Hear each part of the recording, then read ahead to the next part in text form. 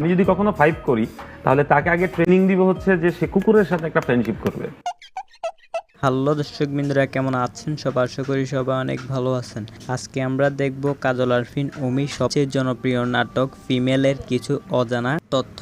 Shooting টাইমে কি ঘটে তা জানবো আজকের ভিডিও। মানে ওনার থেকে যাওয়া মানে হচ্ছে ওনার কাছে যাওয়া মানে হচ্ছে টাকা নেওয়া। আরে বেটা, তোর টাকা পয়সা দরকার হলে তুই আমারই কবি না, তুই আমার আপন মনে করস না। একটা বান্ডিল বাইর করতো। এনে রাখ। আরে বাবা কি দরকার ছিল? আছে তো আছে তো। মিজান ভাইয়ের কাছে আমার একটি প্রশ্ন, আপনার কুকুরগুলো কি এখনো টেক কেয়ার করেন নাকি? না না, টেক কেয়ার করতে হয় না, ওদেরকে তো শ্যাম্পু দিয়ে গোসল করাতে হয়।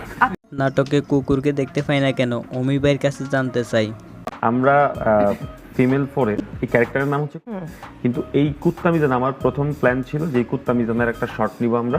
ঘুমাইতেছে, তার এক পাশে এই পাশে কুকুর, এই পাশে বিড়াল, মানে প্রচুর পশু পাখির মাঝখানে কুত্তা মিজান ঘুমাইতেছে। এটা বেসিক্যালি আমার প্ল্যান ছিল। তাহলে কুকুর দেখতে পাই না কেন? সত্যি সত্যি কুকুর বিড়াল এগুলো সব ভয় পায়। সেটা কুকুর আনছিলাম, সে কুকুরের সামনে যেতে পারে না, এরকম একটা ক্যারেক্টারের নাম হচ্ছে কুত্তা মিজান, কিন্তু আমি এই কুত্তা মিজানের ক্যারেক্টারে কুকুরই দেখাইতে পারি না। কুত্তা মিজান নাকি হাবু ভাই, কোন নামে বেশি মানুষ আপনাকে ডাকে? আপনি কোন নামটা বেশি এনজয় করেন? হাবুটা বেশি বলে, হাবুই বেশি। হাবু হাবু হাবু আলাদা একটা ইয়ে আছে। তো বন্ধুরা, আজকের ভিডিওটি আপনার কাছে কেমন লাগলো? ভালো লাগলে সাবস্ক্রাইব করে পাশে থাকুন। পাশে থাকার জন্য ধন্যবাদ।